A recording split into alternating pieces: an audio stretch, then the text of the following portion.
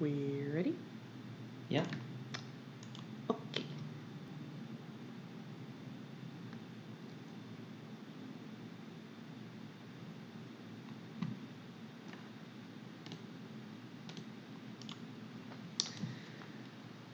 Hi guys. Hi everybody.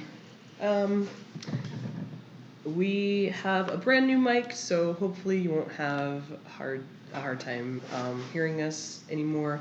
And Thank you to all our patrons that have donated on our Patreon, because they are the reason we can have a brand new mic. Yes, because we are poor. We are also both recovering from a cold, so apologies in advance for congestion and or stepping away for nose blowing. Yes. Also, we're not, 50-year smokers. It's just the scratchy voice. Yeah, I swear. I don't. Despite having been told that I have, and I quote, that sexy, 5-pack-a-day voice. What a compliment. Right? I was like, did you just call me Dr. Girlfriend? And I can't really complain about that because Dr. Girlfriend is super hot, but also that Dr. Girlfriend is voiced by a man. Yeah, so thanks, random lady I worked with at H&R Block, for the super compliment. I don't actually smoke. I don't think that I sound like I smoke 5 packs of cigarettes a day, but I guess that's just how she registers deep-voiced people. But yeah. So this, right now, we are going to be working on our chibis for September's Patreon buttons. This is our very incredibly strung out Alex, because that is how Alex be right now. It's hard to lead a group of adventurers, especially when they're all stupid. Oh, and also Happy Labor Day, everyone. Happy Labor Day. Yeah. And in honor of Labor Day, and because it was suggested to us, here's our PayPal.me link. Yay! But, yep, we're very happy it's Labor Day. And we can do this stream and maybe have some people actually watch it. Yes. Because I know that several of the people who regularly attend our streams work in the school system or have kids in the school system, and so that kind of worked for us, 2 p.m. on Mondays initially, but then school started, and yeah, so now gotta pick up kids. We gotta do different stuff. Because those car pickup lines, though. Okay, but is it just the absolute worst? It's the worst system. And look, I clearly feel passionately about this, and it's hardly related. But you know what? There's gotta be a better way. I agree. I can't when say... you're sitting in the left-hand turn lane outside of your kid's school, wondering if someone's going to hit you while you're just hanging out in traffic because the line goes from the door to their school all the way here. I mean, it's just terrible. Yeah. And let me say, teachers are nice, but they get mean after they've been out in the sun for an hour. I get mean after I've been out in the sun. Well, I don't get mean after I've been out in the sun for an hour. I die after I've been out in the sun for an hour. Until you die, you're mean. But until I die, I'm mean after I've been out in the sun for more than about 3 minutes. You get 3 minutes. Well, especially when it's 98 degrees outside. And then I am a different human being. And I know multiple people who can attest to this. And hopefully the rest of the people will never have to experience it. Well, I can no longer wait for my kids to get a job and get a car. Right. Unfortunately, I think you got a little. I think you got a little while. bit. Got a while. Yeah, I know. I can't say shit about the public school system because I don't know anything about the public school system except that the people I know who work in it are severely underpaid. Well, and that's for sure, yeah. That the current, what is she, like the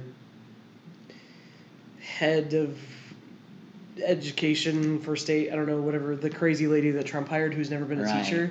Betsy DeVos. Yeah.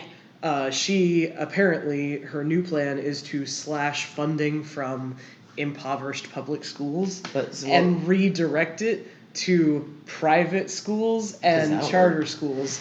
Well, but this is the lady. But if you have money to go to private school, you don't need government funding. But it's, I don't. Well, it makes total sense from the lady who said, because I donated to the Trump campaign, I deserve this cabinet seat. Oh, yeah, well she then. Literally said that. Sure. Anyway, and he was like, yeah, you're right. Anyway, let's not get that here, more political. Here we are, Alex, 6 minutes into a stream that we're like, we're not going to get political, immediately got political, but I was homeschooled, so I don't know. All I know is... Alex says that Carline is really vulnerable and we should stop it, because we're going to get eaten by monsters. Let me just add a couple more bags under his eyes. For Carline? For public school Carlines. Alex and Carline. Who's he even picking up? I don't know, the whole party? Yeah. Basically. He's picking up Shale from detention. Oriella is probably also in detention for not following school dress code. Yes, definitely. Cheshire is almost certainly in detention because they have all sorts of problems, and or they just got lost. Or they got lost and they didn't go where they're supposed to go, or they have ADHD, or they didn't turn in some piece of schoolwork because instead they wrote music all over it. Or they just stayed in band class for all 6 periods. Yep. And the band teacher is cool with it because the band teacher's a bard, but then the rest of the teachers are like, hey, this isn't cool. You can't let people do this. And it doesn't matter how cute they are, they can't stay in your class. And Chester's like, but it's my only defense mechanism.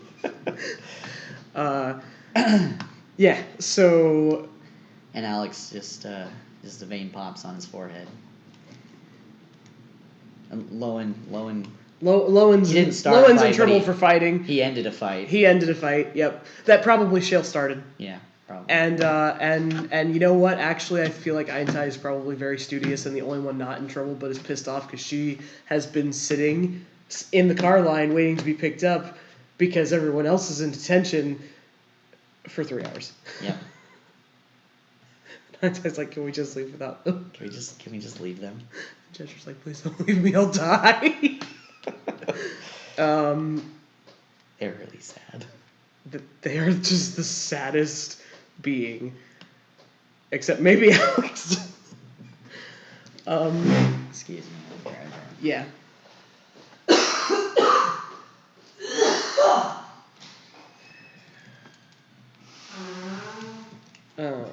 You know what? I think Chibi Alex might not have visible ears, because regular Alex does, but Chibis have different face proportions. Like, oh, well, of course, now you want to talk now that we're streaming. So, I have a parakeet, and she is delightful, and she's like the quietest bird who ever existed, and I don't understand why. But she never ever talks to me, except apparently right now she's decided she wants to be part of the conversation. So if you hear a chirping in the background, that's Orlia, and she says hello, and she is she's freaking adorable. Yeah, she is just the cutest. Why do I keep doing this? This is the end of Cheshire's hair, not Alex's hair. I'm sorry. 1 second, guys. They're like, no, put my hair on it, and then make me. No, Cheshire, we already made you last month. And you were the first one I made. But I should be the first and the 4th and the 6th and the 8th. Cheshire, I agree with you. But I don't think anyone else does. In fact, I think everyone else is mad at you right now. I'm not gonna name any names. I'm not gonna point any fingers. I just but think we'll all find out Sunday. that there are some individuals. Oh no, wait. Alex's hair does actually kind of do that too. Chester's like, mine did it first. I actually it didn't. I'm pretty sure the man with the gray hairs is older than you, Cheshire. Yeah, that's. Although they might be mileage gray hairs. They might be he might be growing new gray hairs every page. Yeah.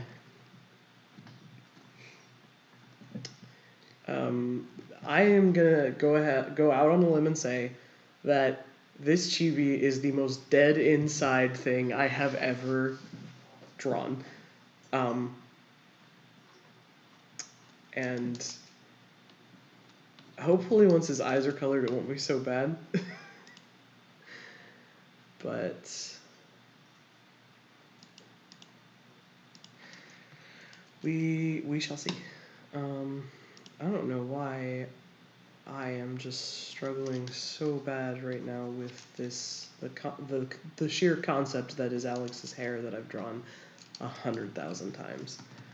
Because spoiler alert, before Threads was a comic, you know, and back even when we were still just working on concepts, Alex is one of my favorite characters, and Alex got drawn a lot. Interestingly enough, oh, shit. Or Leah. Sorry, guys. She gonna figure it out? Yeah, she's gonna figure it out. Good. She believes she is a bat and likes to sometimes go hang upside down places. But he's like, now turn the camera on me. No, it needs to be on the art stream, Orlia. There's no camera. Well, yeah, the only camera is the one in the laptop. And so anyway, I super love Alex, and he's actually one of the only characters that I have 4 years worth of consistent art that I can actually look at and lay side by side, to see my own progression and his progression, because he was one of the first characters that I started drawing a lot when we were just playing the campaign that Threads is so lovingly based upon. I think I had, before I started doing concept art for Threads, maybe 2 pictures of Shale and like 1 of Oriella. I'm not saying anything about Shale or Oriella, I'm just, and I had a whole lot of Nerida and a whole lot of Cheshire and a whole lot of Alex. I didn't draw Lowen much because Lowen is incredibly difficult to draw, and for a while, didn't you just say, like, you did your masterpiece and now you're done? Yes. The first picture I ever drew of Lowen was really, really good and, like, ahead of my work at the time. And the friend of ours who played him was like, I really pictured him being a lot more draconic, and that's fair, because he mostly was just a hot dude with some skills. And I wasn't super great with character design back then.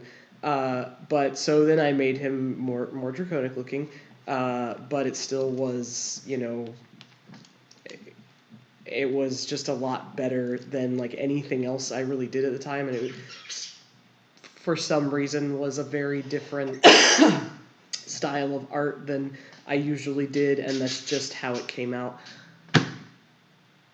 Do you mind?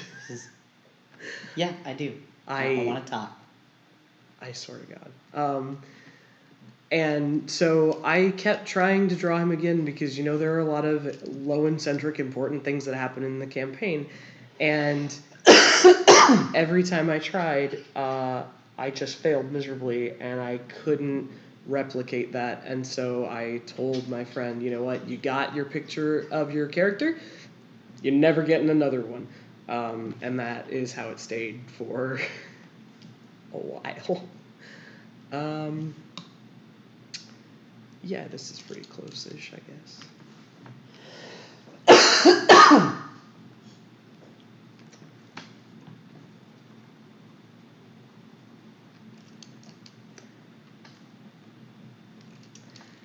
And so I It's something of a tradition that I have is I have a place for players to post their art and reward them for it in campaign, just kind of to encourage it. And I've never had anyone take me up on it as much as Bard.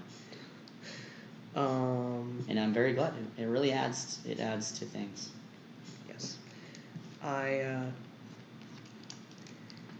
was told, yeah, you can get rewarded for writing stuff about your characters or drawing them. And was also told that the parameters of, a summary of a session was like, 1 to 3 pages. I think the first one I wrote was 33 pages. I overcompensated a little. And then, when I say you can draw your character, literally, I don't care how good it is. Best of your ability is all that's ever been asked. And I don't care if you draw. I turned in figure, non-stick figures. Yep, and definitely. that was apparently a new thing. Oh my gosh, he just looks so broken. Yeah, he looks really tired. Well, he's not getting a lot of sleep. Gosh, I started working for someone that I hadn't seen for about a year this week, and the first thing he said to me was, "Wow, you look so much better rested." Yeah. I'm not gonna lie. There have been a lot of times in our lives I have been very severely worried about your health. Yeah. And yet here I am, the one with all the spontaneous health problems. Yay! I know, that's bad luck. I really wish they would have been earlier. Or never. Or never. I mean, that's supposing they had to happen. Yes. I would have liked them to happen all several years ago when I was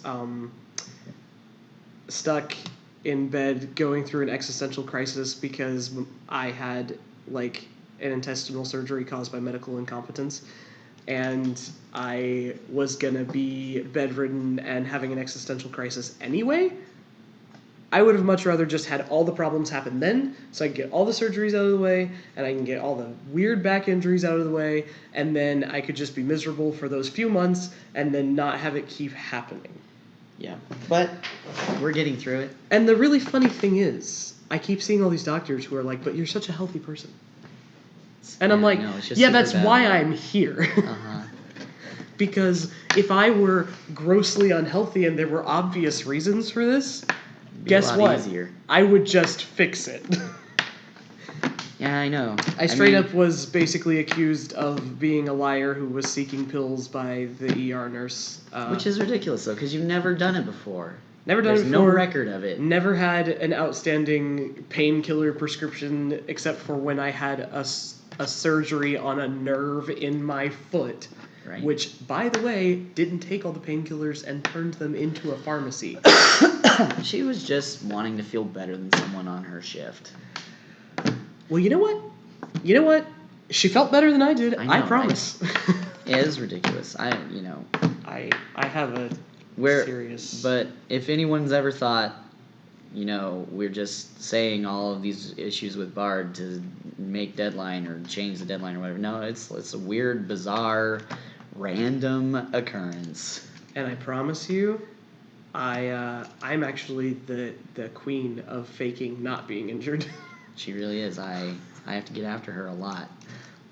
Which is why it's so incredibly frustrating for me to actually go to the freaking hospital, which I hate doing and am terrified of, and have them stare at me and be like, I know. You're faking, aren't you? I was asking you if you were okay for like 4 hours before you had to go to the hospital.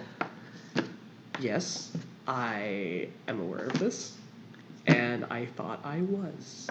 You faked it so well that you convinced yourself. Yeah, kind of like I thought I was fine when I had a shard of glass in my foot that was nearly the size of my thumb. And you were afraid. Plastic, actually. She was afraid I was gonna come in because I came in and cleaned up the blood, and she was like,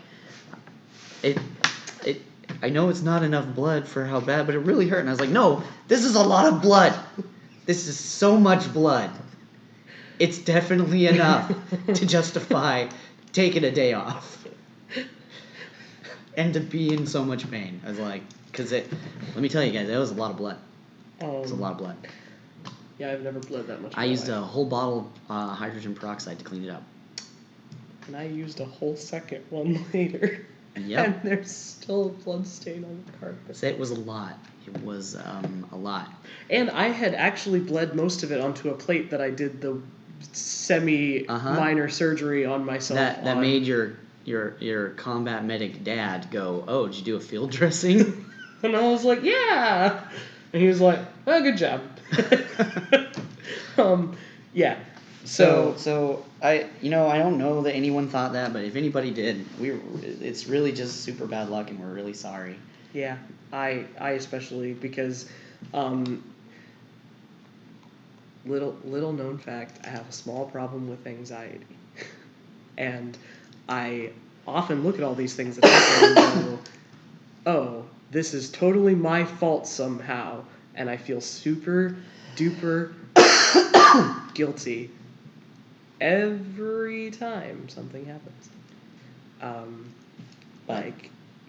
Nevertheless, here we are, and we will continue making what we hope is awesome content for the rest of forever.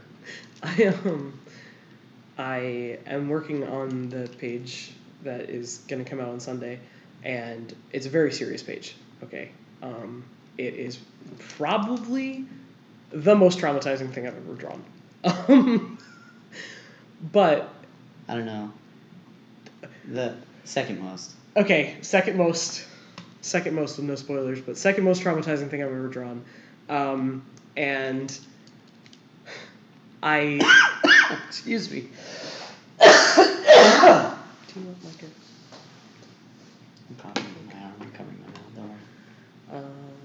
So anyway, it's one of the most traumatizing things I've ever drawn, and it's super intense. Well, because this is how I do.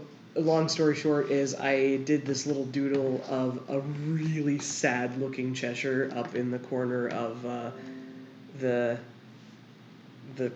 page, and recently I posted on Twitter like, "Yep, hard at work making that quality content." This like super duper sad doodle of Cheshire, and that has actually received more attention than like everything I've posted in a really long time, except the porn.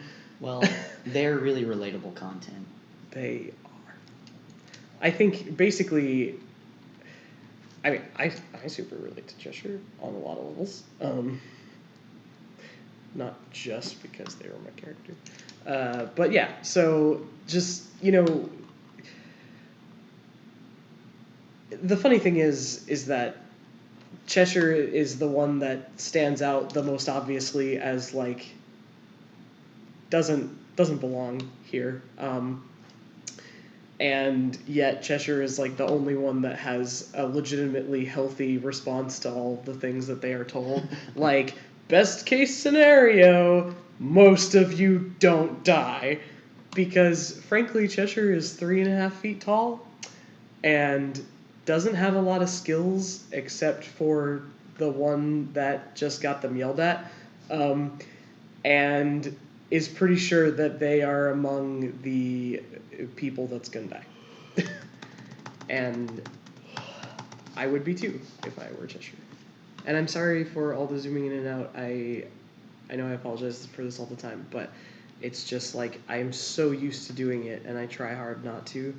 But I'm so, in fact, spoiled by zooming in and out that I will occasionally be working in traditional mediums and go to reach for my keyboard to hit the zoom or the undo button and then realize that my sketchbook doesn't have that. Well, you've been using your tablet for a long time too. I've seen you try to pinch zoom on your paper. Yes.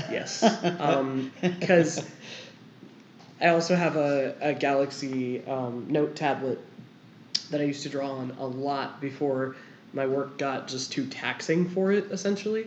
And so I got really used to drawing things very small and just zooming in on them. And so then I would get out a sketchbook and I would draw this really tiny circle to make somebody's head out of. And then I'd be like, oh, I'm going to zoom in on it. And I would just go to pinch zoom the paper and realize, wow, I am such a spoiled brat. And I'm pretty sure that I'm the one that all the boomers are making the rude comics about not understanding how to live without technology. Oh my gosh. I have a slightly unhealthy relationship with Reddit. Not anywhere near as bad as most people's relationship with Reddit, but any relationship with Reddit is kind of unhealthy. And I was on r/boomer humor. And there was... That's a thing. It is. Okay. And it's dedicated to people reposting all of the bizarre, previous generation humor about our generation and younger. And there was this comic strip, and it was this kid in a hospital getting an IV, and he's like, I can't believe you all don't have wireless treatment technology. And it was just, this thing had hundreds of thousands of views and shares, and I was like, this isn't funny.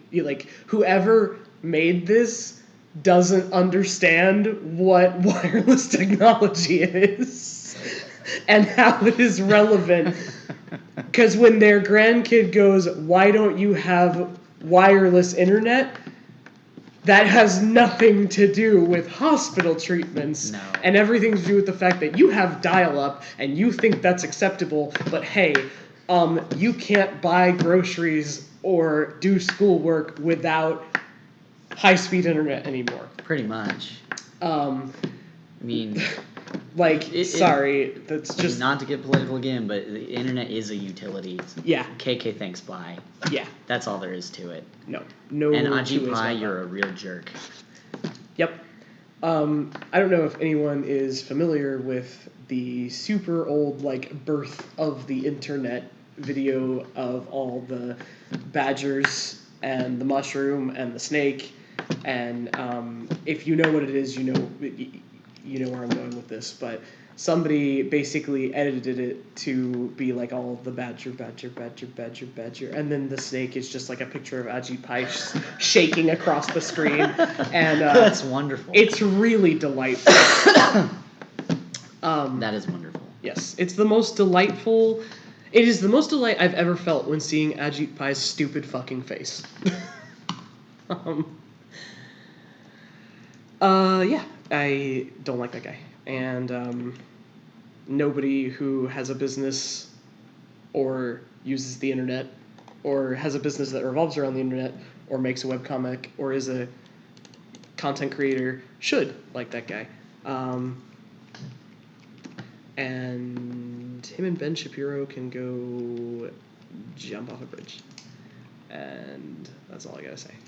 You can go hang out. They can go hang out in the super literal sense where they both die. Or at least get out of politics. Yeah. And go back to Verizon, Sir who they Peter work for. Says /wave. It's good to see you. Glad you're here. Always love a shout out. Yes. In the comments. And yeah. I am doing such a good job of not being political around here. Alright. You know what? I'm surprised that you can't do GIFs in chat. Are there emojis? There are emojis. Well, so I'm looking to see if there's a wave here. There must be a wave emoji. I know I'm showing my age by not knowing all the emojis, but I do know that the eggplant emoji is the penis emoji. which is really unfair to the male population. I am just gonna say. That mean a little bit. Yeah. I feel like a cucumber or carrot emoji would have been much more appropriate, but maybe there aren't those. I don't know. Or maybe everybody just thinks that you should have an eggplant penis, but guess what? The world would suck if that was the case. And anyone who follows any of my erotic art that we don't talk about on this channel knows that I am not an eggplant penis person. Unless it's appropriate. Wow, that just... Oh, it looks a lot different when it actually gets posted from what it shows. Well, I tried. Suffice to say that we waved.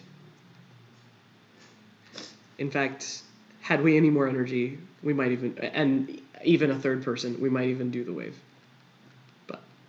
You can just imagine we did the wave with Alex here. Alex would never do the wave. Yeah, he'd be that guy that was just sitting there, and then you look over and you're like, why'd the wave stop? And then you can't see him because he's hiding. Right. But the wave stopped. The wave stopped because lifting your arms and signaling is That's how you get noticed. It's how you get noticed and die. And Alex, he's like, you don't do that. That's dumb. I'm going to be honest with you guys. Also, real weak point of armor, and also, you get hit there, you die. Yes. So, pretty much, if you ever wonder what Alex's opinion on something is, the answer is, you may not know this, but there's a way that it can kill you, and he knows what it is, and so he disapproves of it. There's oh gosh, I can't really, that's spoilers, but I had a really fun time writing Cheshire's perspective on Alex sometimes, because it took them a long time to understand that. And Well, I mean, and even longer to respect it. Maybe. And then once they did, they're just like, well, I don't know what this is, but I'm sure Alex knows how it can kill me, so I'm just going to walk away from it. A wise man once said, do what Alex says. And it's good for your health. And probably the only way you're going to survive. And that wise person was actually probably Alex. Alex or some other Byssian, Yeah, I mean, Alex or one of the dozens of Byssians that are like, do what Alex says. Do what Alex says, because Alex saved my life. He'll probably save yours too. Yeah. And Alex is like, shut up, don't talk about it. Let's be quiet now. Let's be quiet and look around at our surroundings. Like gods and demons and other terrifyingly superior beings, Alex seems to be summoned when you say his name. I was watching Conan Australia. Oh gosh. And he goes out into the bush with a guide. And the guide picks up this giant 10-kilogram nut. And he's like, oh, this is food. We can use this. And he says, where did that come from? He says, well, this is what I've been looking up. One of these hits you right in the conker, you die. And he goes, I could just die from walking under a nut that falls and kills me? He's like, yeah. Yeah. Spoiler alert. Australia is like the non-Misty version of this, I'm pretty sure. Yeah. Like, I think... And okay, I could be wrong. Somebody at some point is going to fact check me, and they're going to be like, actually? And you know what? Fine, I'm wrong. But I think something like 6 out of 10 of the most deadly species of both snakes and spiders are in Australia. Something like that. Yeah. Some horrifying number. Like, yeah. I don't think I'll ever get over the nature show I saw where they were out on a boat, and they were like, let's find some poisonous snakes. And they just dipped into the water. They just dipped in a net into the water and pulled it out, and there was a freaking snake in the net. And they were like, oh, there it is. Yep. And I was like, oh my gosh. Yep. Yep. Ugh. Yeah. Ooh, snakes. Scary. I love Danger Noodles, but they're nope ropes for a ranger, and I respect that. Danger Noodles like the understatement of everything. Yeah. Okay, 1 second, guys. BRB. But there are worse things than snakes in the mist. So I think Australia is just one of the scariest places around on planet Earth. I had a friend. Spiders. I had a friend that yeah, right. I had a friend that lived there for 2 years, and they put eye stickers on their helmets. And when he got there, he was like, "Why are there eye stickers on everyone's helmets?" He said, "Well, because of the magpies. They'll attack you, and they will dent and or harm you if you don't. But the eyes scare them." And he was like, "I don't believe you." And he didn't put any eye stickers on his helmet, and one attacked him, and it was gigantic and had a sharp beak, and he put eye stickers on his helmet. Yes. And it's really funny because, everywhere else in the world we're like, oh, magpies, they're so cute, they collect things. And in Australia, they're like, yeah, they collect souls. they collect heads. they collect heads. And they turn people into machete rigatoni spaghetti. Like a certain berserker. Oh dear, I think we drove away all our watchers. Oh. We had 3, and now we have 1, which is me. Well, I guess nobody wants to talk about Australia, or that small handful of people were Ben Shapiro fans, maybe. Maybe, who knows. Anyway, or maybe somebody was insulted by my... Australia is like the misty... Well, this is like the misty version of Australia. Yeah. Except even suckier, because, at least in Australia, the trade-off is that everything is, really verdant and wonderful. Except in the interior. Yeah. Because, But the coast is gorgeous, and has the Great Barrier Reef. And yeah. But yeah, and, but even in the outback, at least there's lots of dangerous stuff, but it's, at least open. And it's not just water, and water that's full of zombies. Indeed. Well, water full of zombies and or who knows. And or who knows, yeah. Zombies are the best case scenario, as Alex waves his hand at you. And Chester's like, what is the worst case scenario? And Alex is like, it doesn't matter because you'll be dead if you run into it. He says, well, clearly we haven't met it yet. Yeah. Worst case scenario is, who knows? Right? Worst case scenario is probably on his bucket list of things to murder. But... Well, he couldn't just have a regular bucket list. No. Because that would imply in some way that he's a regular person. And Cheshire disagrees with that statement, and I think most people will later too. Yeah, I like Alex. I like all of our characters. I like all of our characters in terms of the value that they offer to the story. And they're definitely not the all human likable. Experience. I super love Alex, though. A very careful statement. Thank you. Normally, I am blessed of Bolshevikus, and in fact, I may ascend and become one of his demon princes one day. But normally, I can make statements like that without having to work so hard. But boy, it's been a long week.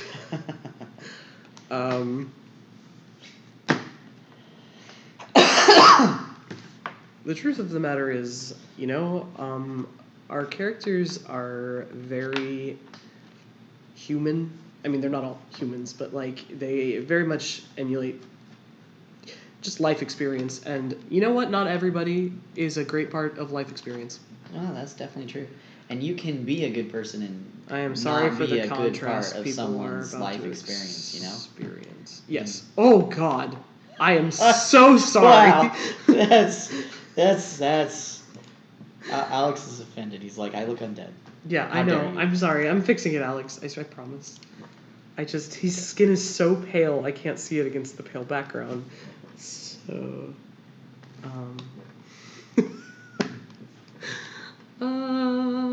Alex too has had a rough week. Yes. Clearly. I don't think Alex has ever not had a rough Alex week. had a rough life. 30 to 40 years. Yes. Alex, like, I think you mean 100 plus, because if we count the effect on your body, yes. Yes. Oh gosh. If you count the years you've relived in nightmares, yes. And the nightmares I'm probably giving our viewers right now. I'm sorry, guys. You know what? Some of the artistic process is not aesthetic. Nope, gotta do what you gotta do to get the art out.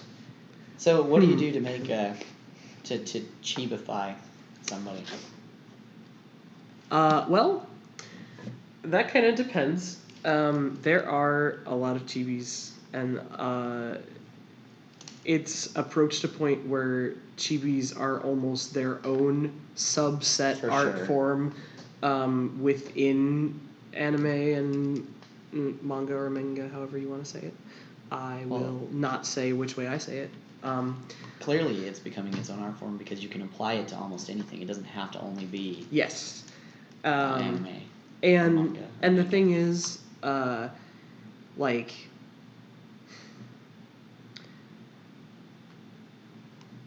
I'm gonna come over here. So there's chibis like this, which are like, I guess they're not the more realistic, but the more detailed subset of chibis. Right, not just a couple of circles and right, where you are clearly going for keeping them, recognizable. Because guess what?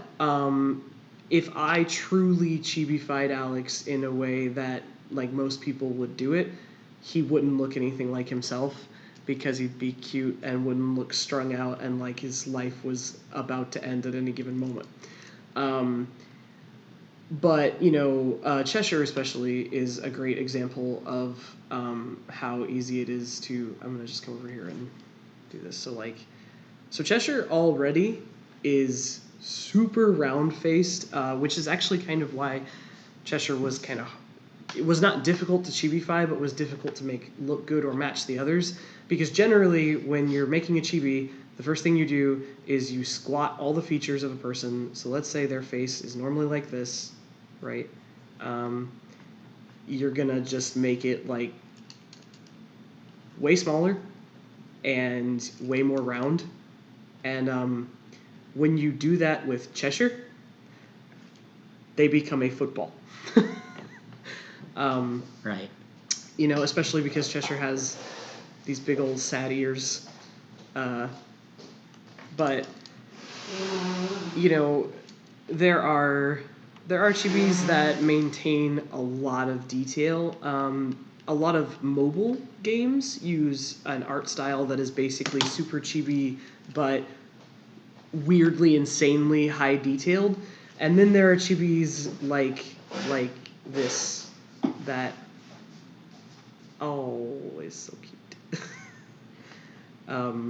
That are just just so incredibly simplified that and either one works, but it just kind of depends on what's more appropriate.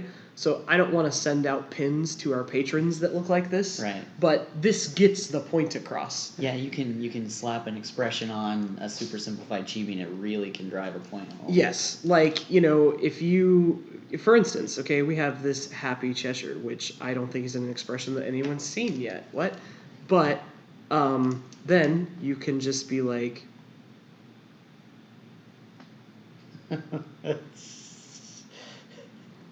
And bam, it's normal Cheshire. But in 5 strokes, you've totally changed it. Yes. But it's not that different. But it would not. But that's not what that's not what would happen if I did 5 strokes to Alex here. Oh wow. Sorry. Just. See long week comment.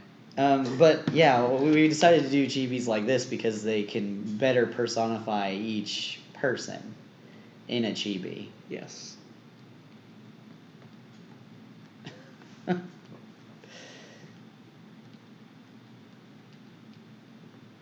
Well, you know, we know what we are around here. Yes. If you've ever seen our Patreon,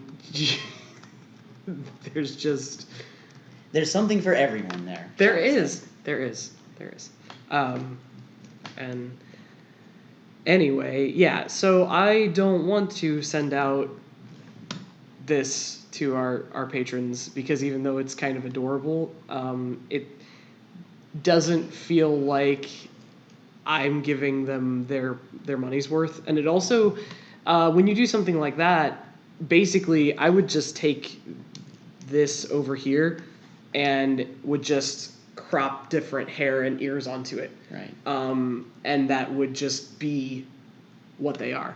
And there's not necessarily anything wrong with that, but what it's commonly called in the art community is same face syndrome, and it happens a lot in anime, and a lot in hentai. But in chibis, it's like a lot more acceptable because you want them to all be super cutesy, and it doesn't matter if they all really look the same, except it matters to me. So. Well, and it matters that we're trying to give a valuable. Yes. A valuable product. Or Lord. Reward for our patrons. So I'm having technical difficulties. 1 second, guys. Sorry. But yeah.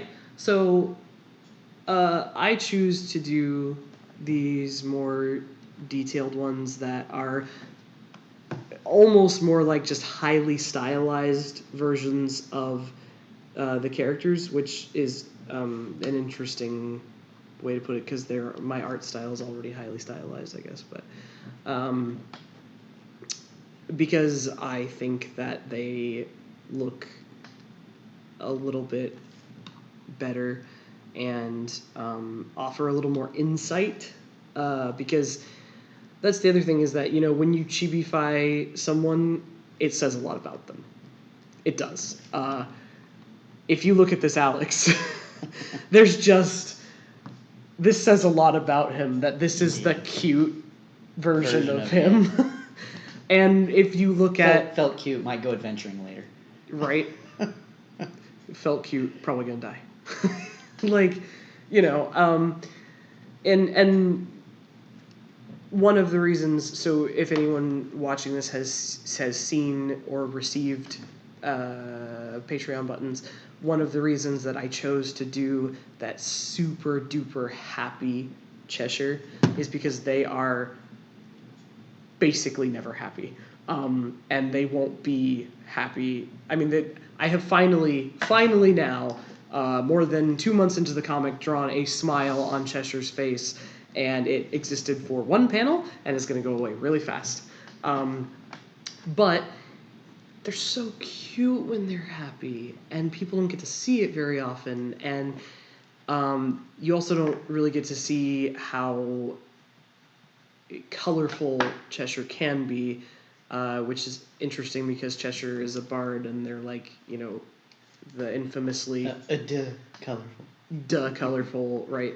But somehow my paladin is like 1,000 times more colorful and flamboyant than Cheshire. But shout out to our patrons. They did vote on having chibis. Yes. And this was a patron choice. So, this nightmare fuel that you guys are still staring at with these super dead eyes on this really dark background, this was your choice. Or their choice, I mean, so thank them. I do. I thank them all the time. Yeah, we are very thankful for them, and we love them. Yes. I love everybody with every broken bone in my body. Hopefully they will be less broken. And all of my apparently severely failing organs. Whatever. But yeah, so that is generally, I guess there's no right or wrong way to chibify people. I also did a series of really uncomfortably sexual chibis not that long ago. And it was kind of accidental, but I play in a campaign that... Oh, well, I missed a spot somewhere. In a campaign that we played a few years ago that we occasionally revisit, much to my delight. I played a sex wizard, is the very long story short, and I drew some chibis of her, and they're real cute. They are, but like I tried to keep them still kind of true to like her body shape and how she looked and dressed. And that just resulted in these real adorable chibis with these gigantic tits and these like really hot legs. And it was weird. Which is another reason why these are headshots. Because Oriella would be an uncomfortably sexual chibi. Because she's an uncomfortably sexual character because she's a fae. Well, actually, I don't find her to be uncomfortably sexual, I should say. I just mean probably someone does. And it's weird when you get into like the nitty-gritty details of boobies and crap on chibis. It really is. And a lot of games, like I said, do it. Honeycam Studio definitely did it. And a lot of mobile games do it. And I guess there's nothing really wrong with that, but I don't know. For me, it's weird. And I don't think a lot of things are weird. Okay. Fine, Alex. We'll do it the hard way.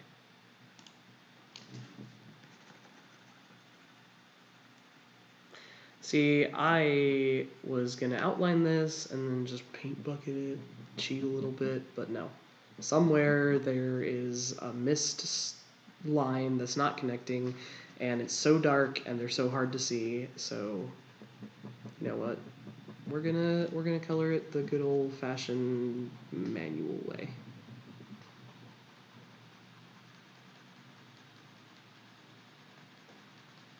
Alex flips his hair and says, "I'm worth it." You are worth it, Alex, and I wish that you would take that attitude more often.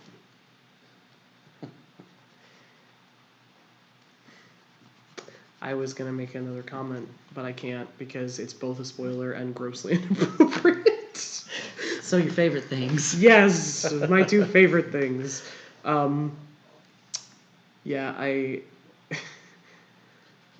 don't know how many times I've said, well, we just got demonetized in the course of 3 streams. But we weren't monetized to begin with, but there's a reason why.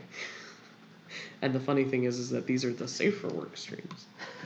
And the horrifying thing is my mom expressed an interest in watching them. So Mom, if you're in the audience, I love you. I promise you raised me right. I'm never going to talk about this. Please don't talk about this to me. This isn't a conversation either of us want to have. My mom took one look at the comic and was just like, I don't understand this, but good luck, son. Well, at least she was like, good luck. Yep. And you know what?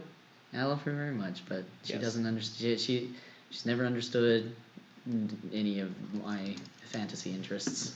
And usually when someone says that, it's a lot more uncomfortable about their mom. But mine's definitely just definitely models and D&D and video games. My mom also doesn't understand my fantasy interests, but that's okay because we don't talk about them because she doesn't want to understand them, and I respect that. Yeah, that worked. Yeah. So, there you go. Now Alex has dark hair. And now I'm going to do something to fix his eyes. Don't worry. Please. You know, it's funny because they're incredibly nightmarish, and I've commented on how nightmarish they are 1,000 times, but they're the last thing I started working on. You know, if I have to suffer, you guys get to suffer with me. How about that? Let's all suffer together. Yay. High five. High five, chat. Welcome to the good ship misery. See long week comments.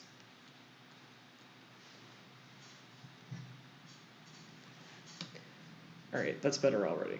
Okay, now. Alex has these really sexy storm gray eyes. It's a completely impartial opinion. Just my very professional description. Right. Yes. Totally impartial, 100% objective. Mm-hmm. I don't see how you could see it any other way. Definitely. Alex is like, what's wrong with you? What's wrong with me, Alex, is a lot of things that, you know what, I recognize that I probably need help with, but thinking that you're hot isn't one of them. Thanks, Sir Peter. You didn't leave me hanging with the high five. I appreciate it. You're a real bro. All right. When you zoomed out, he looks. Look, I'm doing my best. You are. It just. He looks a little derpy there. Well, that's because he only has one shaded pupil right now. Okay. Yep. Jeez, I'm trying. No, it just struck me as funny. It has nothing to do. Because I don't think there's ever been a derpy looking Alex until now. And you know what? Congratulations, internet. You got the derpy looking Alex. Oh no, there has been a derpy looking Alex, but I don't like talking about it. We don't need to talk about it. I don't like talking about. Oh, I did a stupid. It's okay. We can rebuild. Okay, but that tool was called Hard Eraser. It's digital. How's it hard? Well, there is a soft eraser. I will demonstrate them to you, in fact. So the soft eraser is like this, and the hard eraser is like, wait. Yeah, gotcha. Okay, I understand. I was like, that's weird to call it a hard eraser, because... Are you saying digital things can't get hard? No, didn't say that at all. It's just kind of difficult for them to be physically hard. But there's a gigantic my arm portion thinks that digital art is physically hard. I was just going to say there's a gigantic portion of the internet dedicated to making things hard. Yes. This is a true story. However, did you know that family history websites are a larger portion of the internet than pornography? Because they have humongous archives. So technically they're larger. I was supposed to say, I don't believe you. But that makes sense. That does make sense. So they are a technically larger portion of the internet. They do By not volume. make more money, though. No, no. Definitely don't make more money. No. But they probably destroy as many families. What? So they give you as many daddy issues. Right? Well, among the many, unhealthy subreddits, I love r/AskReddit, and there's several threads dedicated to like, so what's your story of how DNA testing or a family history website destroyed your family? And there's a lot of them. Wow. Like, it is not a small number. So many people who didn't know they were adopted or not their dad's kid or what have you, and then got one of those DNA testing kits for everyone in their family for Christmas because, hey, won't this be so fun and we can see our ancestry. Was all very uncomfortable. And then someone's like, well... Yours is going to be different. Here's some divorce papers. Yeah, oh, well, that's not really what I meant to do, but it works.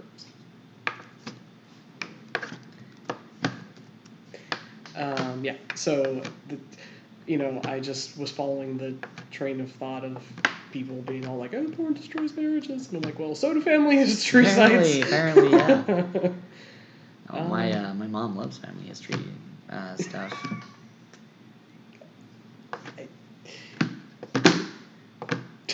So I've done a fair bit of family history. My dad loves finding the Irish genes he doesn't have. Yep. I love my dad very, very much. And there actually is Irish in my mom's side of the family. So he could just be like, I married an Irish woman, I have an Irish bride, that's it, I'm Irish. And you know what, everyone would probably let him have it. But no, it's like my cousin's uncle's brother's son's dog's aunt was Irish, so you, I'm Irish. And from what I understand, Irish people hate that. Probably most ethnic groups hate that. Yep. I think Native Americans probably hate that a lot. Yeah. Because I'm 1/64th Native American, I can talk about this. I'm 1/18th twice removed Cherokee, and it's like, so you're white, right? Shut up. Yeah. You know what I just realized is his pupils are slightly askew. I can semi-fix that without having to redraw his whole eyes, I think. You could just make them draw bigger. a blunt coming out of his mouth right. Yeah, that would be super characterizing of Alex. Because, I mean, the man does need to chill out for a minute and smoke weed for an hour, like for his mental health. But he's not going to. But he's not going to. No. It's What the hell? Yeah. And he just got angrier that it was suggested. Yep. And he does, in fact, even look angrier now that I made his pupils bigger. Usually when you make pupils bigger, it like has a more cutesy effect, but nope. Not on Alex. But that's okay. Because Alex is a little bit of a wrathful dude. He's not, well, I won't say like that he's super angry. Like, I don't mean it like that, but he can dish out some wrath when he wants to. Yes. And Cheshire goes, yeah, I noticed. And he's like, you didn't even start to experience the level of wrath you deserve. You little They shit. experienced his just waking up. His just waking up and being alarmed. And they're like, I never want to experience this again. It was the worst. They don't take pressure well. Which is, ironic in a performer class. Right. Oops. Well, what you gonna do?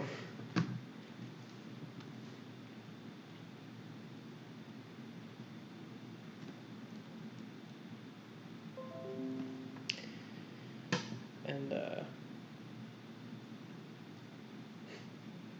just had a desktop notification pop up that was really distracting, and I was like, "Oh my god! I hope the stream viewers can see that." But I realized that they can't because it's just a pop up.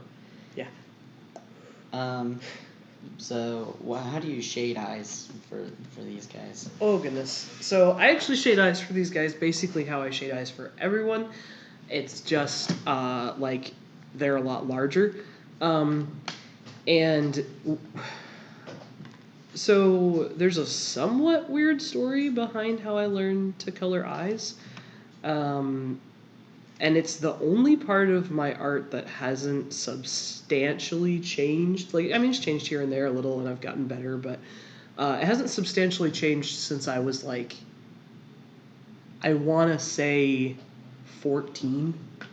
Because your art's grown by leaps and bounds since I've known you. But yeah, your eyes are all fairly similar. I got better at different shapes of eyes and different characteristics in eyes and all sorts of different things, but I just, as you guys have watched, I just build out from the pupil and then do shiny things. And I read some tutorial on DeviantArt about how to color eyes, like in my first year in high school. And I applied it to actually like the first naughty picture I ever drew. And it wasn't even really that naughty. It just felt like it was naughty to me because I was 14. And I fell in love with it, and I never changed it. But it basically is just like you start with like a crescent for pupils in your line art, and then you fill them in with a black or almost black, and then you just have like a flat color beneath, and you just layer shades of that into it, and then you just, once you have those layers, it gives it like the rounded effect, and then you just put little like shiny things in them because eyes reflect light. And Indeed. And as I've gotten older and better at lighting and understanding principles of color theory, I have obviously changed how I do it a little bit. Like in a normal piece that's not like just a chibi, I would actually not just have light surrounding the iris, but instead have light like, oh, well, that's not a light color. Whoops. Instead, I would just put light like across like here or something, depending on where the source of light was coming from, because your eyes do reflect light from sources. That, kind of an interesting note that the way you do your eyes is actually how I do gems on models. So there you Very go. similar because Yep. they both reflect light. Yeah. And it really is just a matter of layering shades on them until they look reflective. Mm-hmm. And, and I can't say with confidence that I did this, but I think I did this. Because I'm going to let you guys in on a secret. The last, 2 pages of threads have been completed in the very wee hours of the AM. So I don't remember some of it.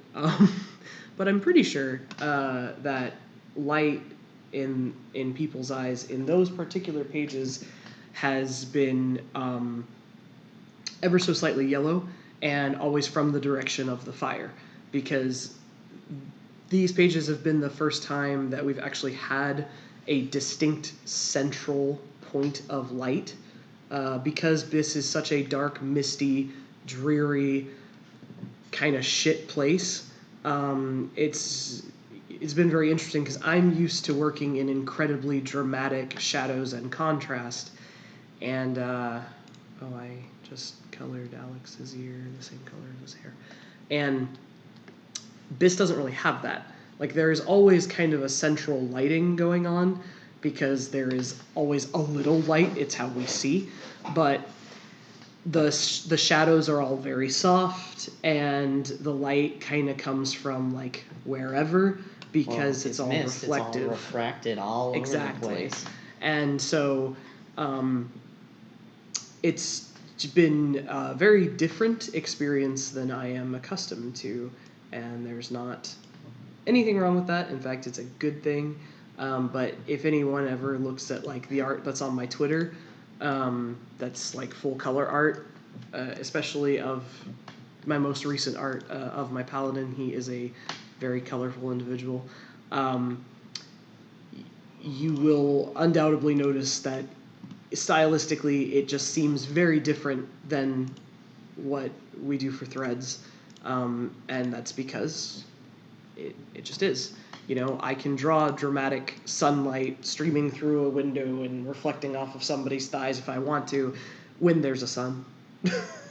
Yeah. And when there's not a sun, that you don't do that. Alex says, and it makes it really hard to see them, and it's a problem. Of course it is, Alex. I was going to say it's really hot, but you know what? Alex and I don't share opinions on most things, especially not in Cheshire.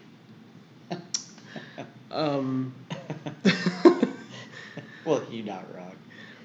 But yeah, so it's interesting because even how I colorize for these chibis is just very different, because there's a lot more contrast to be offered in just a central lighting, full color chibi that is not bound to the rules of the world from whence it came. And kind of lost my train of thought, but I guess that answers your question, unless it doesn't. No. In which case I'll basically revise it. Okay.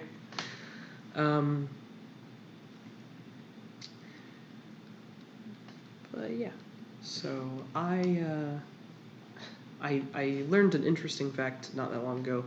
Of all the art struggles, I struggle the most with perspective. It's the most mathematic part of art, and that part of my brain, it don't work real well. But I learned that, generally speaking, artists, one of two things comes naturally to you. It's either the technical, mathematical side of art, which is perspective, and the kind of stuff that, drafting, that engineers use, or it is the concept of lighting and shading and shadows. And I have always loved shading and found it entertaining and loved playing with lighting and this, that, and the other. And always struggled with perspective to the point where, like, I got in a screaming match with my high school art teacher. Now, to be fair, she was also a bitch, but I kept asking her to explain to me how this worked and why, and she was like, "You just do this. That's how you do it. That's the whole point." And I was like, "But." I was very frustrated. Did not compute. It did not. It did not at all. And I was incredibly frustrated, and I didn't understand. And she, would just be like, "Okay, so these are your vanishing points, and you just connect to them." And I'm like, "Where do the vanishing points go, and why?" And she's like, the vanishing point is as far as your eye can see." And I'm like, "That." So they're like I need 16 sheets of paper to trace my vanishing points to, and she just looked at me like I was stupid, and I was like, "I don't understand this explanation." Well, here in the South, an IC is a thing. Yeah, that's a true story. But so I found it very interesting and a little bit of a relief to learn that, yeah, some people, if you go into any art class, what's going to happen is there's going to be people who stare at the whole shading a ball exercise and go, "What is this witchcraft? I hate it." And those people are going to do really well on all of the perspective aspects. I thought this was going to work, and it's not going to work. I'm not going to reverse shade him. It looks terrible. And then all the people who are looking at them like they're stupid during the ball shading exercise are going to be tragically out of their depth in perspective. Unless they're just like, an idiot savant or whatever, and I hate them. I found it all hard. Well, there you go. In art class. I, interestingly enough, and I can't quite even see what I'm doing. That's how light Alex's freaking skin is. Interestingly enough, I love art. Have hated almost every art class I've taken. It's a hard thing to teach uniformly to lots of people all at once. Well, because art isn't uniform. Mm-hmm. And absolutely. People who want to cram it into a uniform model for the sake of their lesson plan are, and I'm going to say this, and a lot of people are probably going to disagree with me, fucking idiots. Because in my experience, I've met several art teachers who have done that, and a ton of people have failed their classes. Because you cannot just teach a creative, completely subjective subject, okay? Picasso, Vincent van Gogh, and Akira Toriyama are all famous, successful artists. They're totally different. And they are all really different. And well, I mean that's entirely true. Like, I remember my ceramics class in high school was extraordinarily difficult for me, and I would spend about 3 hours a day after school working to keep up with the rest of the class. But I loved the things that I made. Mm-hmm. But I hated the kid who worked at my table who would sit there and talk, and in 20 minutes he'd throw something together that fit criteria. Yep. And I hated him. Mm-hmm. But he also did his fit and finish wasn't as good as mine. Yes. But he could throw together something in 20 minutes that it took me about 9 hours to do. And it looked almost as good. It didn't quite look as good, but it looked almost as good. It looked good enough that it was insulting to you and your effort. Mm-hmm. And we got the same grade in the class. We both got an A-. Yep. And the truth of the matter is, unfortunately, in some of the art classes I have taken, I've been that kid. Particularly in my high school art class. And this is going to sound super mean and really arrogant, and I do not mean it that way, but there was like 9 of us, okay? And the level of further ahead than everyone else in that class I was like devastating for me to discover. and was really detrimental to my future in the class because the very first assignment we were given was we were supposed to do an illustration for the like famous story of St. George and the Dragon, right? Mm-hmm. So I went home and bought like this big old canvas and did this composition of this dragon like coming out of the lake, and I chose to draw like a more oriental style of dragon, just because it fit the composition better, and I was like, it doesn't have to be a Western dragon. And he was this big old dragon, and I had, Knight on the horse protecting the lady, and the lady's hair flowing dramatically in the wind because I have a serious addiction to hair flowing dramatically in the wind, and have been, and I have for now, 14 years, and it ended up being, I think it was like 20 by 17, and it was very large, and I had fully shaded everything, and I spent 2 whole weeks working on it because that's the time we were given to work on it. We didn't have any other assignments, and art was my favorite subject, and it was the very first assignment we did in the class, and I walked in, and everyone else, 2 kids didn't even turn anything else in, or didn't even turn something in. Everyone else turned in something either on like a piece of lined notebook paper or just a piece of blank printer paper. And it was all like the closest anyone else came was one girl drew a pretty cool dragon, but that's all she drew, was just a dragon. No one even met the criteria except for me. It's the difference between people who are passionate and people doing it for a grade. Yes. And my creative writing class was the same way. We would be given a short story assignment, and they'd be like, it has to be a minimum of 3 pages. I'm like, that's not a short story. Yeah, but what's the maximum? Exactly. And what happened was everyone else turned in 3 to 5 pages, and I brought in a 27-page vampire drama novella, and the kid that was assigned to read mine was pissed. Yeah. Because, and my teacher started putting maximums on what I could do. But it ended up being detrimental to me because it turned out that this art teacher was one of the worst human beings I've ever met in my life to this day. Shout out Gina Snyder, if you're out there and you hear this, you're the worst, and you almost destroyed my life. Oh, there's no way you're watching this. It's way too cool for them. Well, I hope someone who knows her watches this and knows that she made high school me borderline suicidal because she was a bitch. But I was really into anime when I was in high school, and I liked to draw anime.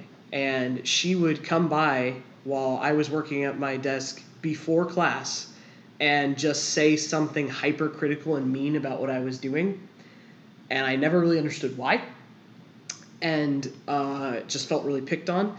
And then she finally told me one day that she thought that anime was not real art and I was throwing away my potential. And I was like, hey, well, I don't care. I can also do all the other assignments. So in my free time, what does it matter if I draw something that you don't like? Because it's my art. Wasting your potential. And what she told me was that true artists, and I think this is her opinion because this was the extent of her artistic talent. Well, you also know when someone says true anything, yeah, automatically it's just wrong. Yep. But she was like, real artists, true artists are people who can look at anything and replicate it perfectly on paper. And that's right-brained art. Or that's that's left-brained art, I think. And that right-brained artists who draw things from their mind are inferior because those things are going to be flawed. And practice doesn't make perfect, honey. Practice makes permanent. So I'm trying to get you to stop so that you stop destroying your potential by practicing badly. Pretty sure when she said that, Picasso turned over in his grave and screamed. Yes, and every other artist too. But particularly him, who was like, nah, the word Cubism. And I think it was him who could do photorealistic art and chose not to. Yes. And, I I genuinely looked at her, and I used Picasso as an example. We had a freaking class assignment to replicate a Picasso drawing. And I looked at her, and I was like, what does that make Pablo Picasso? And she couldn't give me an answer. Right? She was like, well, he got famous for a very specific reason. That was the answer she gave me. The Lord of the Rings, for example, of something total, most people don't associate with a physical art form, would be a vastly different. All of Tolkien's works would be vastly different if he hadn't doodled from his mind while working on it. He produced prolific amounts of very stylistic, non-realistic art. We were privileged enough to actually go to the Morgan Museum in New York this year and actually look at an exhibit of all of Tolkien's art and his doodles and a bunch of his notes and like the notes the pictures he drew on notes he wrote to his kids. Pencils he used. Yes, and it's amazing. And and you can't say his writing would have been the same if he hadn't done that. No, and you also can't say he's not an artist. Definitely. He did his own. Well, he did his own dust jackets. Yeah, and they're beautiful. Yeah, and they're not photorealistic by any means. And if you had the opportunity to buy an original copy of them, they'd be billions of dollars. Yeah, I would. And I'd mortgage my house for that. Yeah, for sure. I mean, freaking look at Vincent van Gogh. Okay. Forever in Roblox. Sorry to interrupt. Said, hi. Do you know Jelly Arts? I don't. Is Jelly Arts a person or? It seems like someone I would be interested in knowing about. But yeah, I was held to an incredibly exacting standard in this art class because I kind of miscalculated what I needed to turn in for that first ever assignment. And after that, I never was able to turn in anything subpar without being harshly criticized. And you know what you do in high school? You do subpar work. Yeah. Oh man, I hated that woman. And then in my college art classes, I was the only person in the room who knew how to use Photoshop in a Photoshop class. Right. And that also did me no credit because I spent less time in the class than everyone else, which made me look like a lazy asshole. But I just really didn't need the extra hour of exercises because, that's what I did for fun. And then also the lady who sat next to me was a very sweet woman, but she was in her 40s, and she was getting out of nursing, and she wanted to go into graphic design and had never used, a computer for anything other than surfing the internet and Microsoft Word. So she was... That's quite an adjustment. Yeah, I mean, huge learning curve, right? Well, she was constantly calling on our teacher and asking for help. And this was at a really shitty tech college, by the way, which explains a lot of this and why I'm not referring to him as a professor, because he was not a certified professor. But she was constantly calling on our teacher for help, and he just didn't help her. He'd just be like, okay, 1 minute, and ignore her and go talk to some other student. And occasionally he would come by and give her sort of an answer, but she didn't really understand it. So I helped her. She sat next to me. I felt bad for her. I had nothing else to do. Okay, I was done an hour before everyone else. I was getting straight A's in that class, and I was very proud of that because for my entire life, I have been an intelligent person who got terrible grades because I have severe test anxiety. So any grades that were based heavily on my end of the year tests that was it. And also because I was a bad student. I hated school. I hated subjects I didn't like. I didn't feel like there was any purpose in me learning trigonometry, and it was a lie that I was going to use it in my everyday life. And so historically speaking, I've been a very bad student, and I decided that year that that wasn't going to be me anymore. I was going into art. I was doing something I actually wanted to do, and I was going to work really hard, and I was going to show up to every class. And at some point, my teacher told me, "You're so far ahead of everyone else, like, you don't really have to come in to class."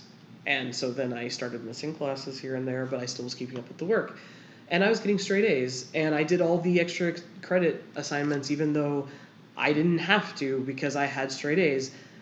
And then I ended up failing both of the classes with that teacher because first I was accused of cheating because the girl next to me who didn't understand the assignment asked me for help, and I helped her. And so we ended up turning in basically the exact same thing because it was a copy instructions out of the book. I guess this Alex is mostly done, so I'm going to move over here and I'm going to start a new head for, I guess, Oriella. It was a straight up, the book has steps that you follow and you do them, and that's what you turn in. And there was no creativeness to it at all. You were supposed to make a very specific pattern. So ideally, the whole class should have turned in the exact same thing.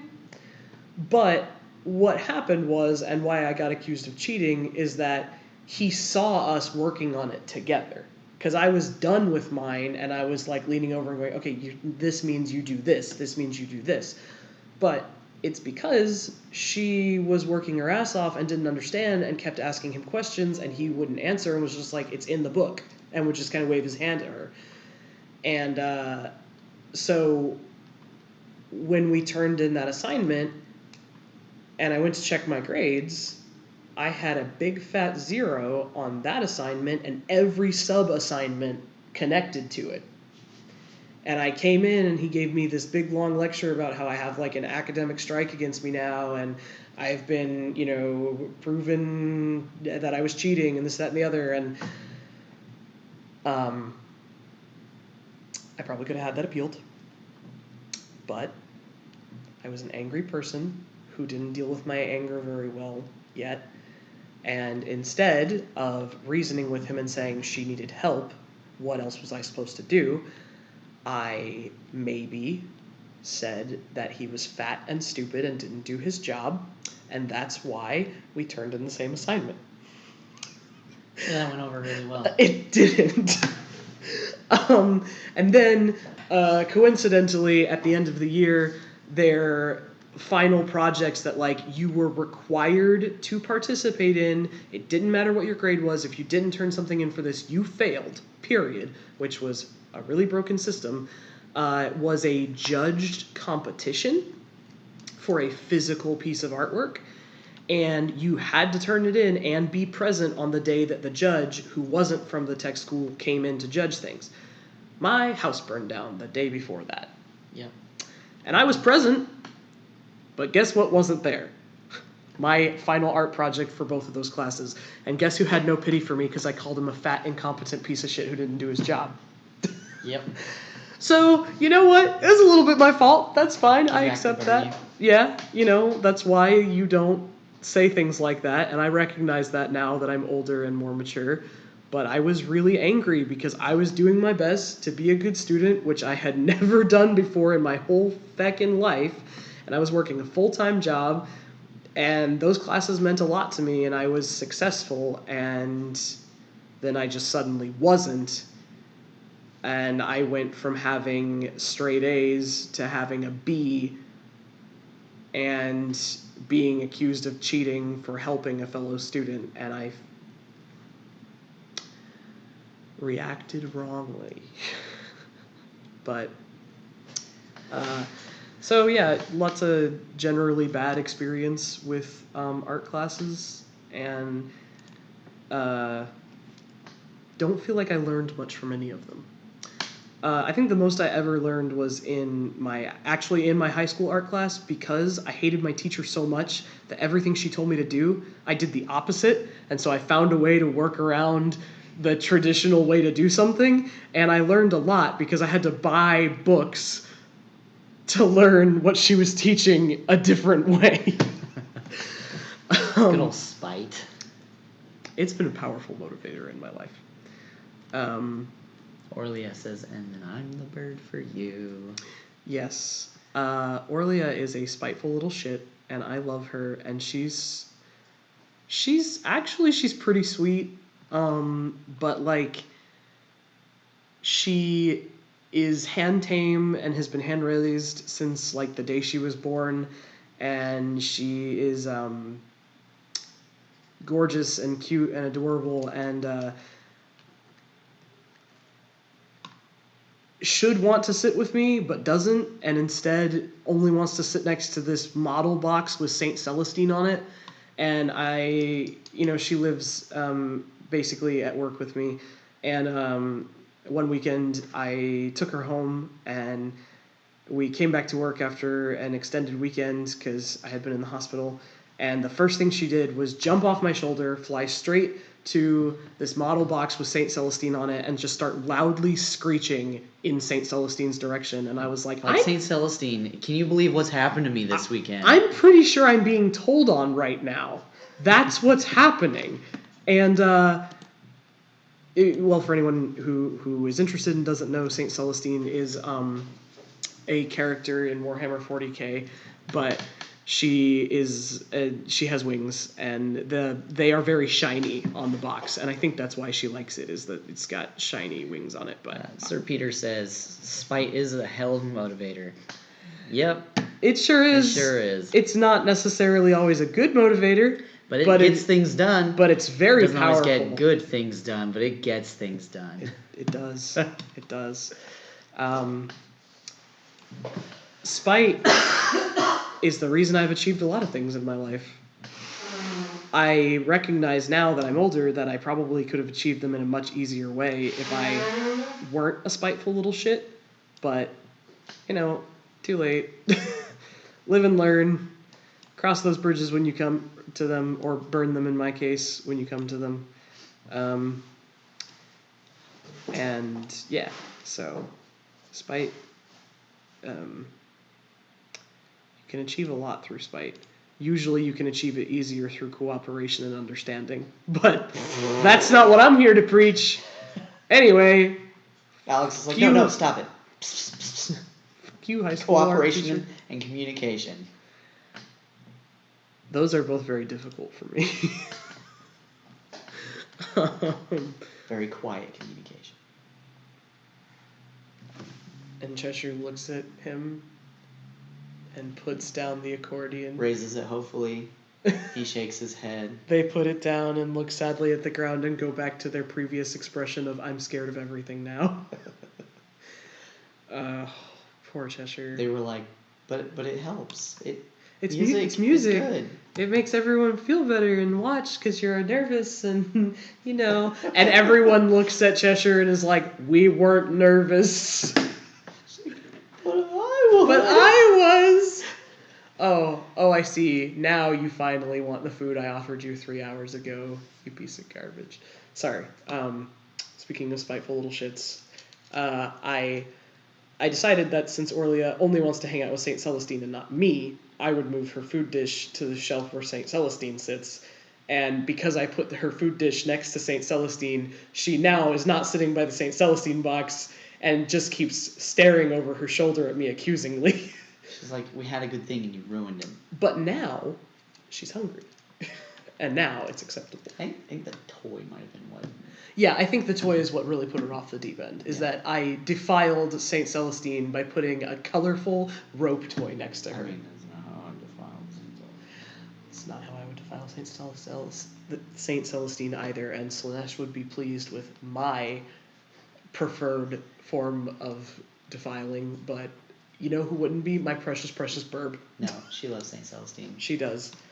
I, too, love Saint Celestine. It's a beautiful model. The Raging Heroes one is better. Well, yeah. I mean, I have them both. That nose is crooked. Beep. She just has perfectly symmetrical features because... I mean, she's super attractive. I know she is. I like her so much. And she's so super attractive. 1 second, guys. I have to go stare at Oriola's beautiful face. Yep. References, yo. Yep. And her beautiful face. Her beautiful, face. Wet t-shirt apathetic wearing face. Yes. Definitely just the face. Only the face. Only the face. That's all I was looking at. That's all anyone looks at, right? Yep. Yep. Absolutely. Oh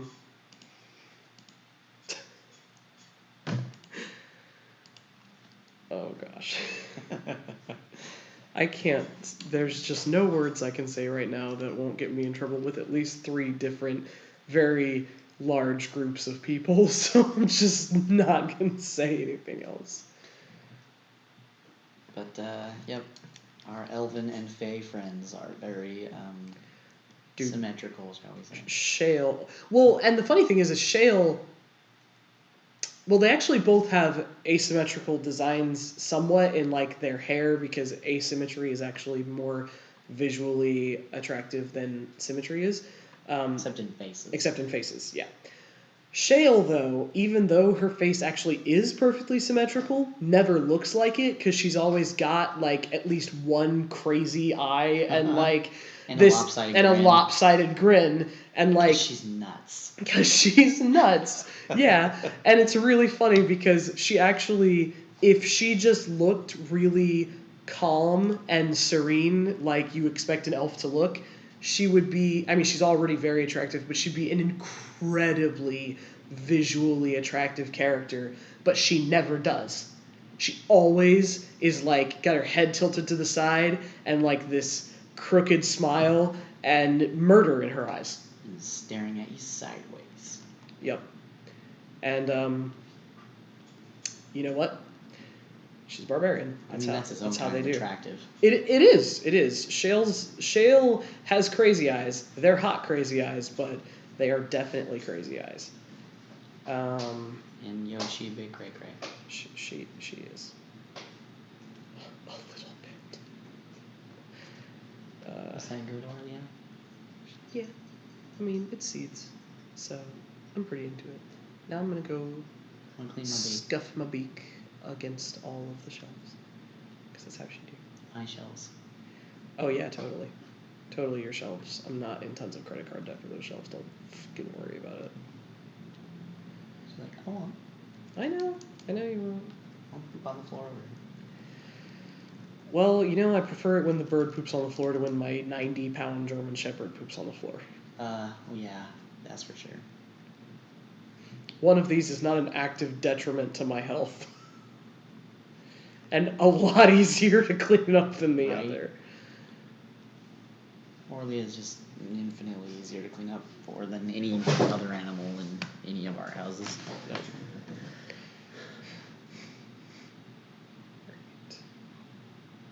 She doesn't tear wallpaper. She probably would, though. Yeah, but she couldn't start. That's true, yeah. If she got a hold of the start that Asha had made, she would tear more of the wallpaper. Well, maybe she wouldn't. I don't know, because, you know, birds love to shred things. It's like their favorite thing to do, but I have purchased for her and even made for her toys exclusively made for shredding. And she doesn't do it? And she doesn't do it. She just stares at them. She's like, it's not she does everything. Mom. Yeah, basically. I'm like in my Google search history is how do you get your parakeet to like toys? And all the answers are like, well, you probably just haven't found a toy they like yet. And I'm like, I have bought every fucking toy on the Petco or PetSmart shelves and on Amazon and on everything else, and I interchange them constantly in her cage, and she just sits on her perch and stares at me. And then I take her out, and she sits on me for a little while, and then she poops on my head, and she goes and sits with St. Celestine. She just got a curmudgeonly soul. She does. I think she's just not playful. And maybe she will get playful. I don't know. She's pretty young to be so curmudgeonly, but you know, whatever.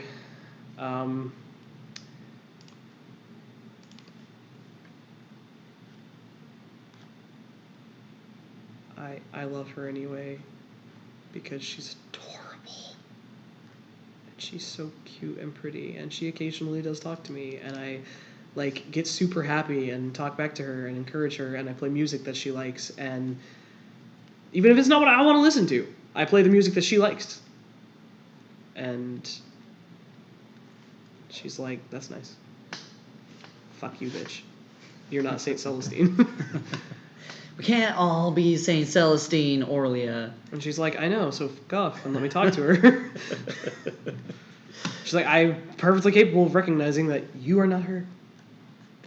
Fair.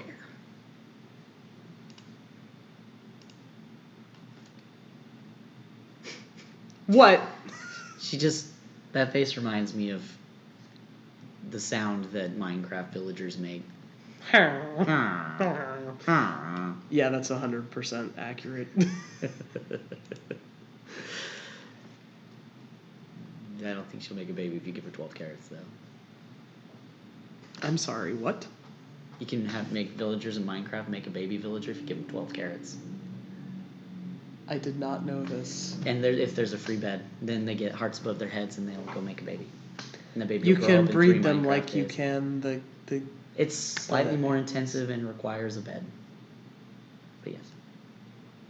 A free bed that no one else is using. Well, that's my thing I learned today. What did you learn today?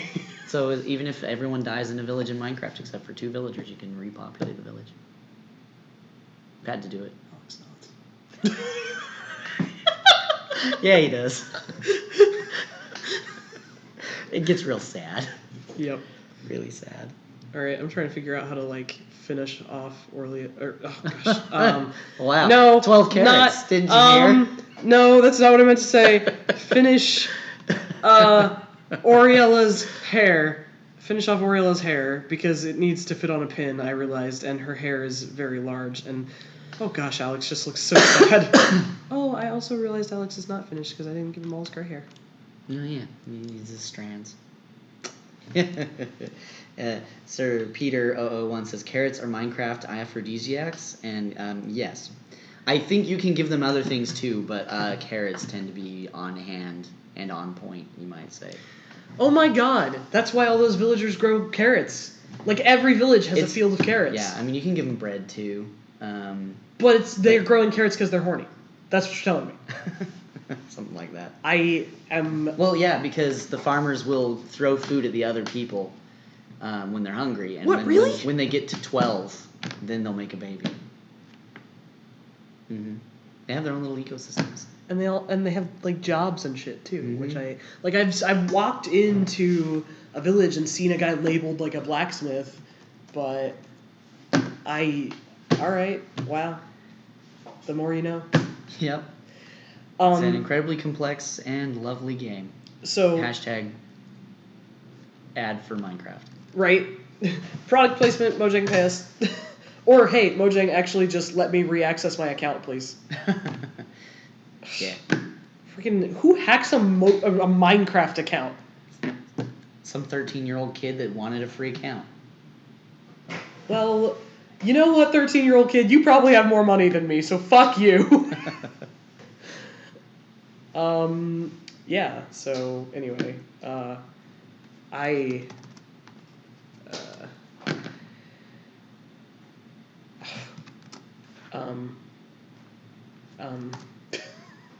think I'm reaching the end of my artistic ability right now. Oh, yeah. We've got about 7 minutes before wrap-up, so it's all good. Okay. Yeah, you ready? You ready, Orton? You ready to be wrapped up? I'm ready to be wrapped up, Olivia. Wrapped up in a blanket burrito. Yeah. Except it's way too fucking hot. I'm pretty tired. Turd.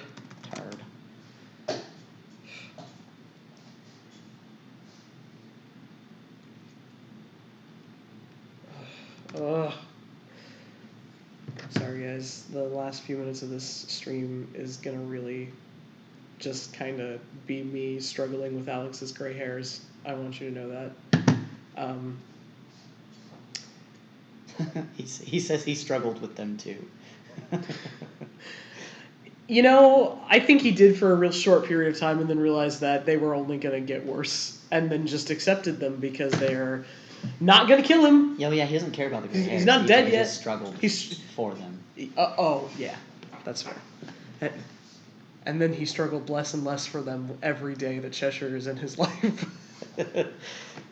They're a real impact on him, They are. you might say. They are. Cheshire makes a real impact on a lot of things and people. And I do say things and people and monsters and they get really upset. Oriella, she's just like, what are we even doing with this person? And Cheshire's like, that's a really valid question. I'm not gonna even lie. Cheshire knows what they are. Well, actually, the worst part is Cheshire doesn't know what they are, but they will eventually. And I love They Cheshire. know they're a bard. Yes, Cheshire knows they're a bard.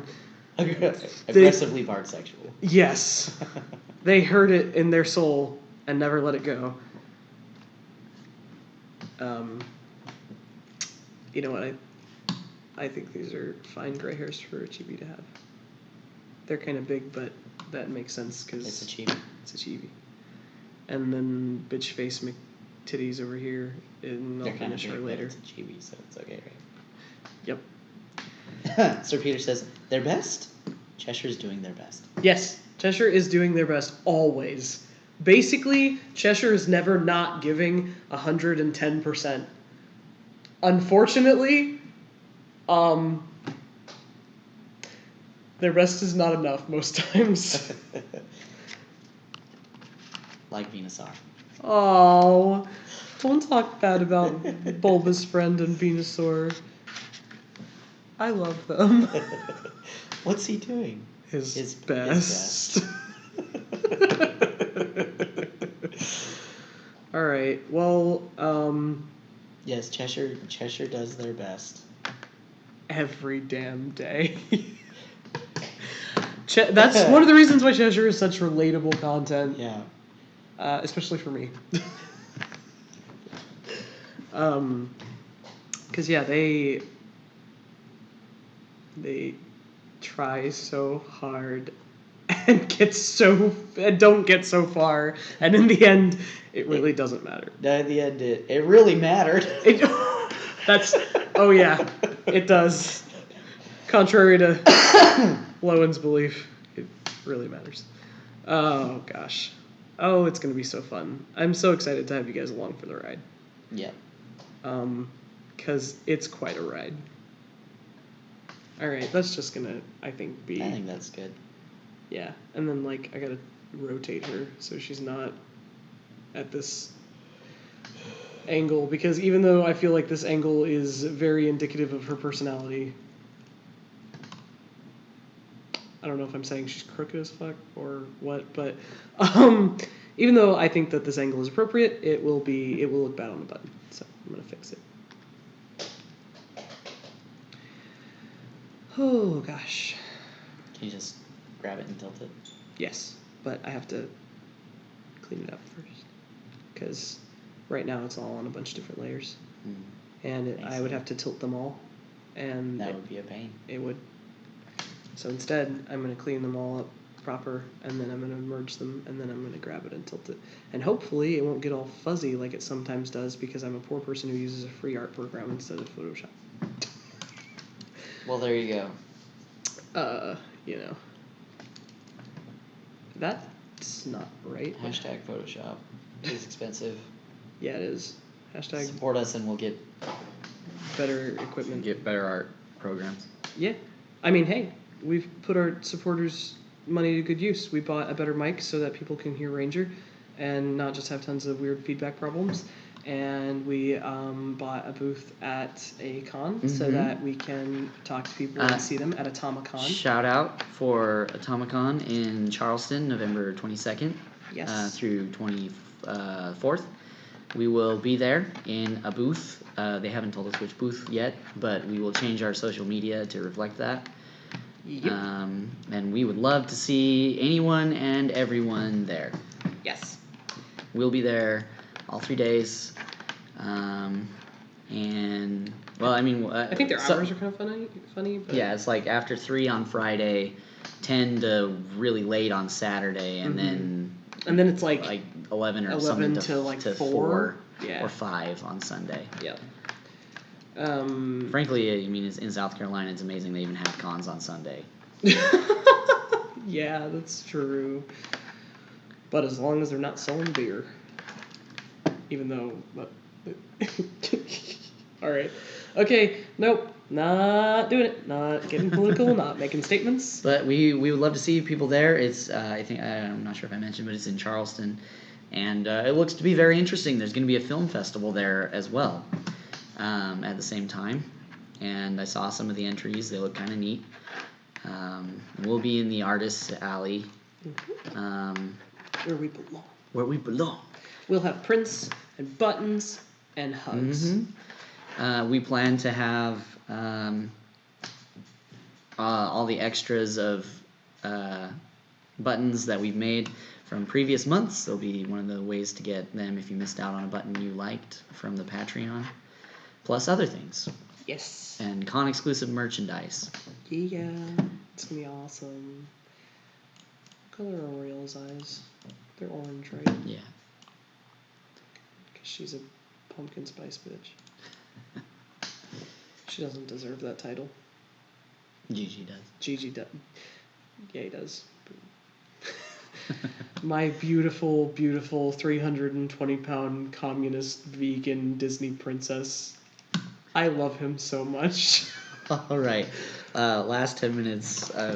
If anyone has any questions or comments they'd like, now's the time. And we would love to answer. Yes. Any questions that we can, non-spoilery.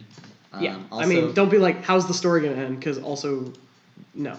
But we love you guys, and thanks for being part of our stream. Yeah. And happy Labor Day. And happy Labor Day. Happy random made-up holiday. And I hope you like the chibis, because I do. I think they're great. Yeah, and now you get to see how it's made, which is like, I guess... That was one of my favorite PBS shows. How It's Made? How It's Made. Yeah. I really liked that show until... And handmade. Until my sister watched it until I wanted to vomit. Yeah. Well, that'll do it. Yep. And, I really wow, like... she looks so mean. How It's Made and Handmade, especially Handmade was cool. Did you ever watch that? Yes, I watched a little bit of that too because my sister also really liked that show. That one was the best. I watched an episode of that about violins, and it was... Everything in it was beautiful. I just was like, I love this. I want to never stop watching this. Yeah, that was so gorgeous and cool. The two-set violin YouTubers have a friend that makes violins, and it's really cool to watch those episodes of their show. So, shout out to them too. Right? Wow. They don't need our shout outs. And that's right. Like, shout out to all of these people and companies who are way more successful than us. Yay! Yay! Sir Peter says, she looks like everyone is a disappointment to her. That is the most accurate description I have ever heard. And I think that is how she feels. But not a huge disappointment, just enough for it to be annoying. Yeah. That's... yeah. Like they're fulfilling her expectation. Of being less than she wanted them to be.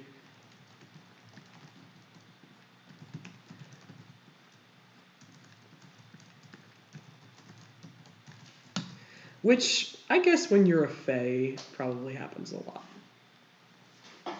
Oh, you died of old age. What a surprise. Gigi's like, can I be a disappointment to all the fae? Please, God. Why? You can't get these people away from me.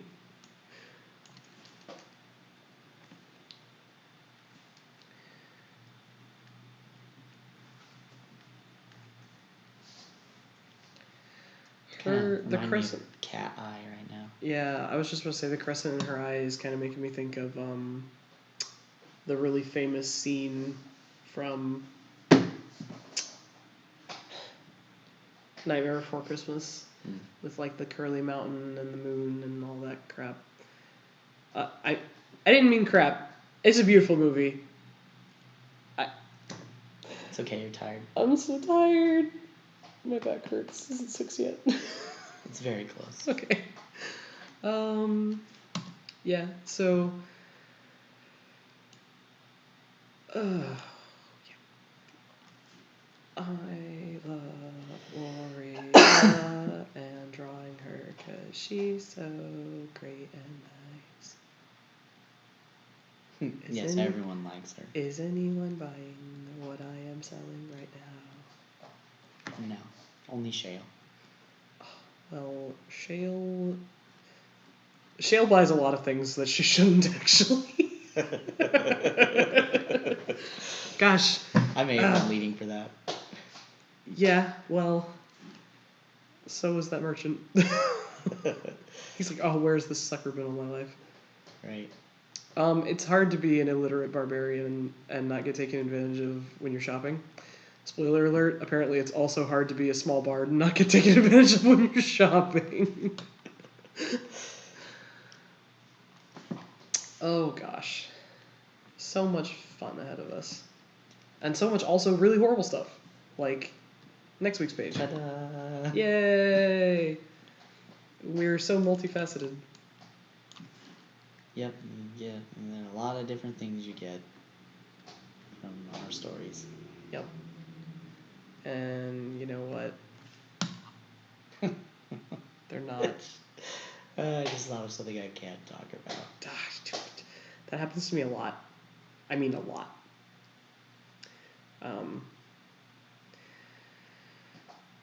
Okay, and she has green hair. Oh, but does she have green eyelashes? No, she's black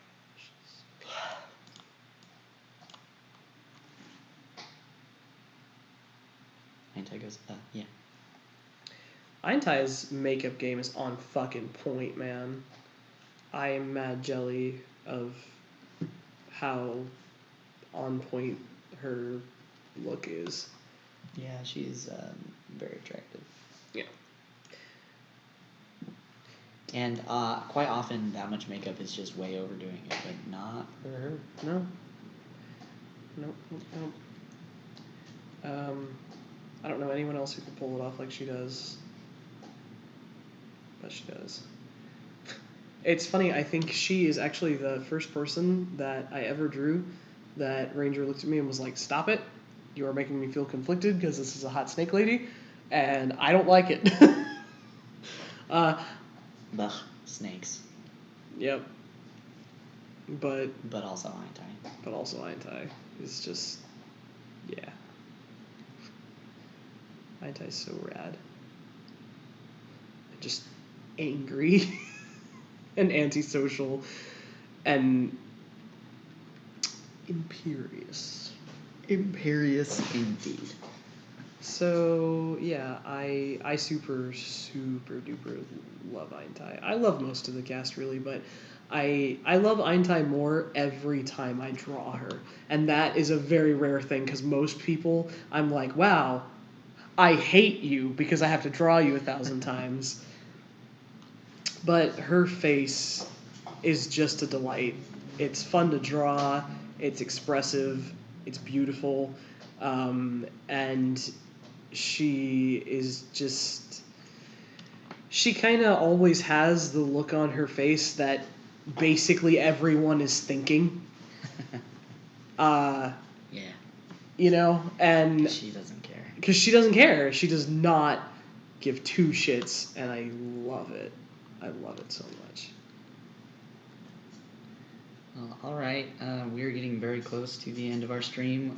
Just want to thank everybody again for watching. We love you guys and love all the support that we get. And thanks for joining us on your otherwise probably barbecuing holiday. And we hope you guys have a great Labor Day, like Bard said. But that also, you have a great week until you can enjoy the next page, and then we will see you again in 2 weeks for the art stream. Bye, everybody.